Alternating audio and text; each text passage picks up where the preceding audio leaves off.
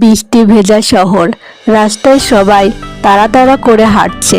একটা ছোট ছেলে আরিফ, হাতে রঙের বাক্স। শহরটা সেদিন ধূসর ছিল, ঠিক মানুষের মুখগুলোর মতো। পুরনো ভাঙা দেওয়াল, সবাই পাশ কাটিয়ে চলে যায়। আরিফ দাঁড়িয়ে পড়ে, দেওয়ালের দিকে তাকায়।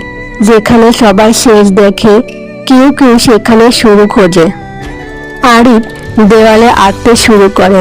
একটা ছোট সূর্য, দুটো পাখি, এক ফোঁটা রং পুরো দেওয়াল বদলে দিতে পারে। মানুষ থেমে দাঁড়ায়, কেউ হাসে, কেউ ছবি তোলে।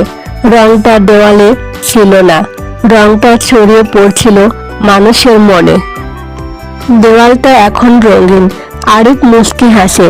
পৃথিবী বদলাতে বড় কিছু লাগে না, এক ফোঁটা মনে যথেষ্ট। ছোট কাজ, বড় আলো।